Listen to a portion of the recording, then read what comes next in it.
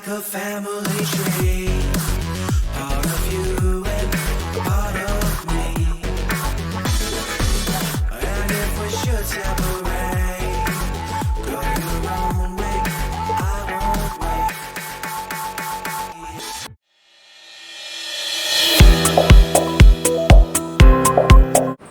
Assalamu alaikum everyone. Welcome back to my YouTube channel. I am Shumaila Khan, student of Final Prop from Jamia Diphia Deoband. I am very excited to share some important topics with you and whose name is menstrual cycle and menstrual disorders. Menstrual cycle को हम यूनानी term में माहवारी कहते हैं.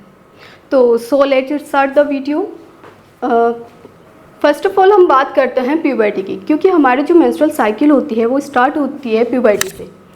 तो menstrual cycle क्या होती है? Menstrual cycle is a natural recurring process and when controlled by the hormones. ठीक है, ये हार्मोन्स के थ्रू कंट्रोल होती है. और इसके बाद हम समझेंगे प्यूबर्टी को. प्यूबर्टी क्या होती है? Puberty is a stage of life when child body convert into the adult body. ठीक है, और जो ये हमारी प्यूबर्टी स्टार्ट होती है, ये स्टार्ट होती है 11 to 14 ईयर्स. 11 to 14 ईयर्स से स्टार्ट हो जाती है. तो जब प्यूबर्टी स्टार्ट होती है तो फीमेल्स की बॉडी में बहुत सारे चेंजेस होने स्टार्ट हो जाते हैं. उनमें से कुछ चेंजेस ऐसे होते हैं लाइक जैसे कि pubic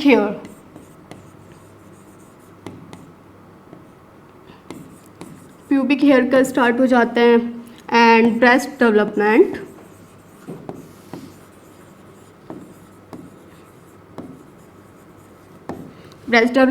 and onset of menses, यानी मेंसेस स्टार्ट हो जाता है. तो अब हम मेंसेस को समझेंगे. ठीक है, जब हमारे मेंसेस स्टार्ट होते हैं उस स्टेज को हम कहते हैं मीनार्की. मीनार्की यानी फर्स्ट पीरियड, यानी फर्स्ट मेंस्ट्रुअल पीरियड. ठीक है, या फर्स्ट मेंस्ट्रुअल ब्लीडिंग. जो हमारी मीनार्की होती है, ये होता है हमारा फर्स्ट मेंस्ट्रुअल ब्लीडिंग या फर्स्ट मेंस्ट्रुअल पीरियड. ठीक है, तो जैसे कि मैंने आपको बताया कि ये प्यूबर्टी से स्टार्ट होती है, तो इसका एज भी यही बताएंगे हम कि 11 to 14 ईयर्स, और इसकी एवरेज होती है 12 to 13 ईयर्स. एंड इसके बाद हम पढ़ते हैं मेनोपॉज. मेनोपॉज क्या होती है? मेनोपॉज मीन्स होता है कि एंड ऑफ मेंस्ट्रुएशन या end of menstrual cycle.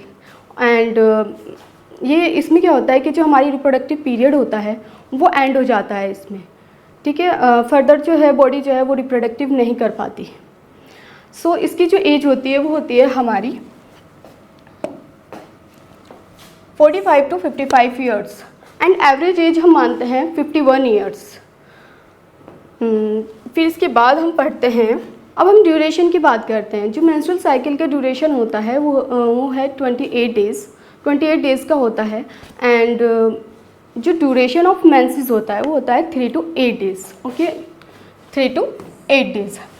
And normal estimated blood loss, यानी कि ड्यूरिंग मेंसेस कितना ब्लड लॉस होता है वो होता है 20 to 80 ml एंड एवरेज हम मानते हैं 35 ml. अब क्या होता है कि अगर इन सब चेंजेस में जब भी हमारे नॉर्मल चीज़ें हैं, इन सब में अगर एबनॉर्मलिटीज़ आ जाए, कोई इरेगुलरिटीज़ आ जाए, लाइक जैसे कि 28 डेज़ की बजाय हमारा जो पीरियड जो है वो 21 से पहले आ रहा है या फिर 35 से बाद आ रहा है, तो उसे हम कहेंगे एबनॉर्मलिटीज़ में कन्वर्ट हो जाएगा. इसी तरह जैसे एवरेज ड्यूरेशन हमने आपको बताया मेंसेस का 3 to 8 डेज़. अब अगर इससे ज़्यादा हो रही है ब्लीडिंग या फिर इससे कम हो रही है, वो भी हमारी एबनॉर्मलिटीज़ में आ जाएगी. फिर अगर हम समझें कि normal estimated blood loss 20 to 80 ml होता है, अगर इससे ज़्यादा होगा तो जाहिर है कि ये एक एबनॉर्मलिटी होगी. तो हम स्टार्ट करते हैं मेंस्ट्रुअल डिसऑर्डर्स.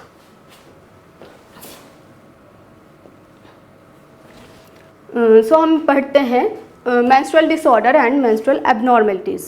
ओके, तो फर्स्ट ऑफ ऑल हम इसमें ओलिगोमेनोरिया देखें. ओलिगोमेनोरिया होता है irregular time episode of bleeding. इसमें क्या होता है कि हमारी जो साइकिल होती है वो 28 डेज़ की नॉर्मल मानी जाती है. एवरेज हम मानते हैं 21 to 35 डेज़. अगर 35 डेज़ से अबव चली जाती है तो उस कंडीशन को हम कहते हैं ओलिगोमेनोरिया. ठीक है, ओलिगोमेनोरिया इसे कहते हैं हम किल्लत हैज़. ठीक है, और फिर इसके बाद आता है हमारा एमेनोरिया. एमेनोरिया यानी absence of menses. Absence of menses means कि अगर हमारी मतलब जो मेंसेस आने बंद हो जाते हैं या 6 मंथ तक नहीं आते तो उस कंडीशन को हम एमेनोरिया कहेंगे। फिर इसके बाद आता है हमारा डिस्मेनोरिया, जिसको मैं आपको फुली डिफाइन करूँगी डिस्मेनोरिया को। डिस्मेनोरिया मीन्स होता है कि पेनफुल मेंसेस। तो हम डिस्मेनोरिया को डिफाइन करते हैं। डिस्मेनोरिया मीन्स मैंने आपको बताया कि पेनफुल मेंसेस, या इसे हम कह सकते हैं क्रैम्पिंग पेन ड्यूरिंग मेंसेस। तो ये 2 टाइप का होता है, एक होता है हमारा प्राइमरी डिस्मेनोरिया, दूसरा होता है हमारा सेकेंडरी डिस्मेनोरिया। प्राइमरी डिस्मेनोरिया ठीक है। प्राइमरी डिस्मेनोरिया क्या होता है कि इसमें कोई पेल्विक पैथोलॉजी नहीं होती। इसमें क्या होता है कि फीमेल्स की बॉडी में बायोकेमिकल का डीएरिचमेंट्स हो जाता है, और ये उन लेडीज़ या उन फीमेल्स में होता है जिनकी एज 18 to 25 होती है, 18 to 25 होती है, और उन लेडीज़ को हम कहते हैं पोस्ट प्यूबिसेंट वुमेन्स। ठीक है। अब हम बात करते हैं सेकेंडरी डिस्मेनोरिया। सेकेंडरी डिस्मेनोरिया यानी painful menses with organic pelvic pathology. Organic pelvic pathology यानी ये किसी डिसीज़ की वजह से होगा, लाइक जैसे कि फिब्रियोइड्स, ठीक है, यूट्राइन फिब्रियोइड्स, एडिनोमायोसिस, पीआईडी यानी pelvic inflammatory disease, and endometriosis. तो इनकी वजह से जो है हमारी एक कंडीशन हो जाती है जिसे हम कहते हैं डिस्मेनोरिया। अब हम इसकी अदर कैटेगरीज भी पढ़ेंगे जिन्हें हम कहते हैं क्लिनिकल कैटेगरीज। तो हम इसके अदर कैटेगरीज के बारे में पढ़ते हैं। फर्स्ट आती है हमारी स्पास्मोडिक डिस्मेनोरिया, दूसरा आता है हमारा कंजेस्टिव डिस्मेनोरिया, एंड लास्ट हमारा है मेम्ब्रेनस डिस्मेनोरिया। अब स्पास्मोडिक डिस्मेनोरिया जो होता है ये हमारा होता है कि इसमें जो पेन होता है फीमेल्स में वो मेंसेस के पहले दिन और दूसरे दिन होता है, और ये मोस्ट कॉमन होता है। ठीक है, ये मोस्ट कॉमन होता है। इसमें जो पेन होता है वो हमारे लोअर एब्डोमेन एंड थाइज में होता है, लोअर एब्डोमेन एंड थाइज में होता है। ठीक है। एंड फिर सेकेंड हम पढ़ते हैं कंजेस्टिव डिस्मेनोरिया। कंजेस्टिव डिस्मेनोरिया होता है कि इसमें जो पेन होता है वो मेंसेस से पहले होता है, यानी बिफोर मेंसेस होता है, और ये जो पेन होता है ये हमारे एब्डोमेन में और बैक में होता है। ठीक है।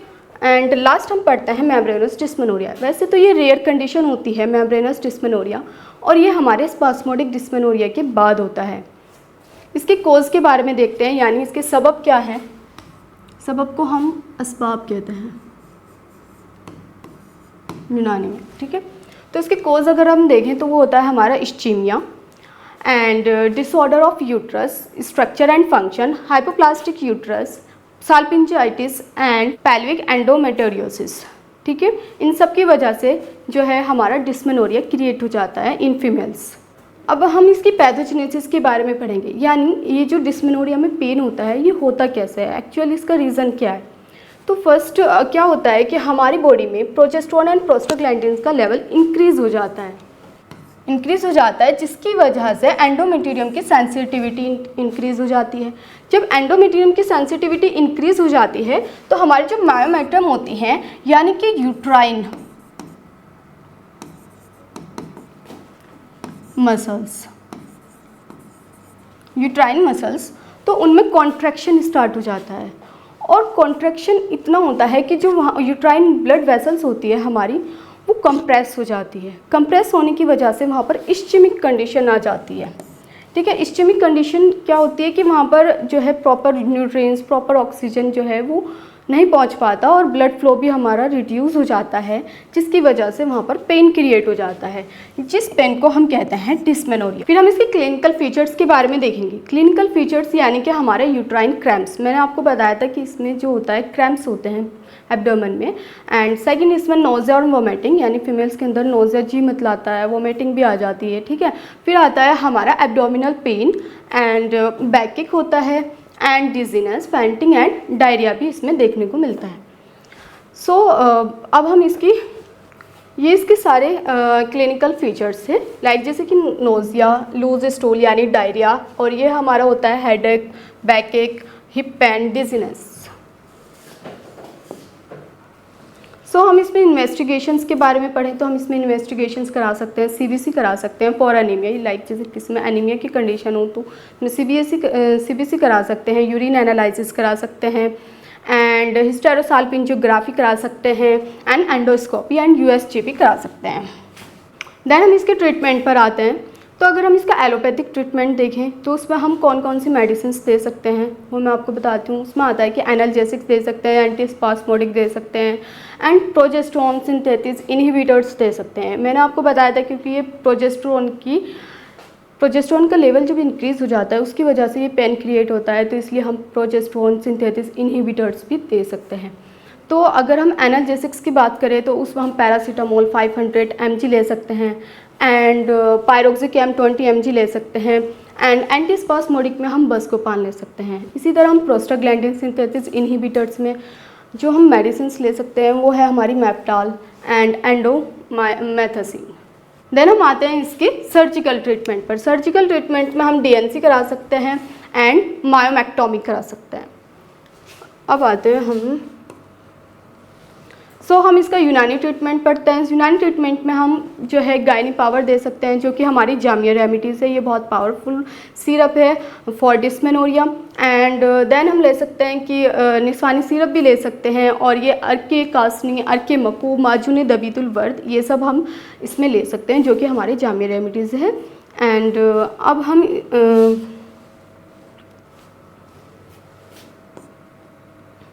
So thank you so much guys. Like, share and subscribe my channel. Thank you again.